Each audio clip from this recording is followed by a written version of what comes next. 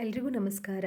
ಸಂಗೀತ ಕೊಡೋರು ಫೇಸ್ಬುಕ್ ಹಾಗೂ Instagram page ಹಾಗೂ ಪಾಕಸಿರಿ ಯೂಟ್ಯೂಬ್ ಚಾನಲ್ಗೆ ನಿಮಗೆಲ್ರಿಗೂ ಹಾರ್ದಿಕ ಸ್ವಾಗತ.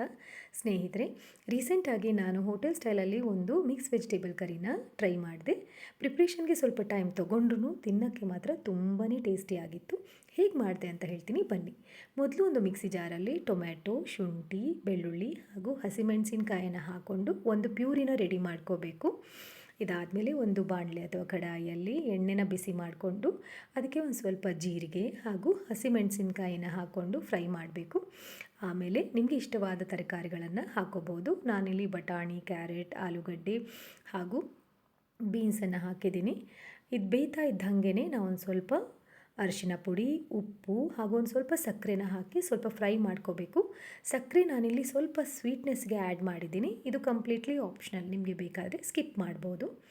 ಒಂದು 5 ನಿಮಿಷ ಬೆಂದಾದಮೇಲೆ ಇದಕ್ಕೆ ನಾವು ರೆಡಿ ಮಾಡಿಕೊಂಡಂತಹ ಪ್ಯೂರಿನ, ಈ ಟೊಮೆಟೊ ಪ್ಯೂರಿನ ಹಾಕಿ ಎಲ್ಲ ತರಕಾರಿಗಳು ಚೆನ್ನಾಗಿ ಬೆರೆಯುವಂತೆ ಇದನ್ನು ಚೆನ್ನಾಗಿ ಮಿಕ್ಸ್ ಮಾಡ್ಕೋಬೇಕು. ಇದೊಂದು 5 ನಿಮಿಷ ಬೇಯ್ತಾ ಇದ್ದ ಹಾಗೆ ಇದಕ್ಕೆ ನಾವು ಅಚ್ಕಾರದ ಪುಡಿ, ಧನಿಯಾ ಪೌಡರ್, ಗರಂ ಮಸಾಲ ಪೌಡರ್ ಹಾಗೂ ಸ್ವಲ್ಪ ಕಸೂರಿ ಮೇಥಿಯನ್ನು ಹಾಕಿ ಇನ್ನೊಂದು ಸ್ವಲ್ಪ ಫ್ರೈ ಮಾಡ್ಕೋಬೇಕು.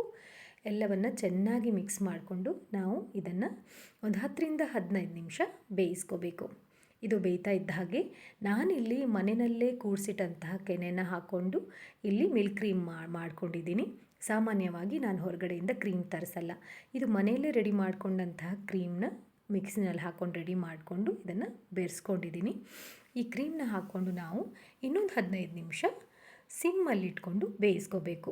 ನೋಡಿದ್ರೆ ಒಂದು 15 ನಿಮಿಷದಲ್ಲಿ ಘಮ ಘಮ ಅಂತ ರುಚಿಯಾದ ಮಿಕ್ಸ್ಡ್ ವೆಜಿಟೇಬಲ್ ಕರಿ ರೆಡಿ. ಕೊನೆಯಲ್ಲಿ ಸ್ವಲ್ಪ ಕೊತ್ತಂಬರಿ ಸೊಪ್ಪನ್ನು ಹಾಕ್ಕೊಂಡು ಹಾಗೂ ಒಂದು ಸ್ವಲ್ಪ ನಿಂಬೆ ರಸವನ್ನು ಸೇರಿಸ್ಕೊಂಡು ನೀವು ಚಪಾತಿ, ಪೂರಿ, ರೋಟಿ ಇದು ಯಾವುದ್ರ ಜೊತೆಯಲ್ಲೂ ಸೇವಿಸ್ಬೋದು. ತಿನ್ನಲಿಕ್ಕೆ ಅಷ್ಟೇ ಟೇಸ್ಟಿಯಾಗಿರುತ್ತೆ ಹಾಗೂ ಒಂದು ಅರ್ಧ ಗಂಟೆಯಲ್ಲಿ ರೆಡಿ ಮಾಡ್ಬೋದು. ನೀವು ಟ್ರೈ ಮಾಡಿ ಹಾಗೂ ಹೇಗೆ ಅನಿಸ್ತು ಅಂತ ಕಮೆಂಟ್ ಬಾಕ್ಸಲ್ಲಿ ತಿಳಿಸಿ. ಎಲ್ರಿಗೂ ಒಳ್ಳೆಯದಾಗಲಿ. ಶುಭ ದಿನ. Have a good day.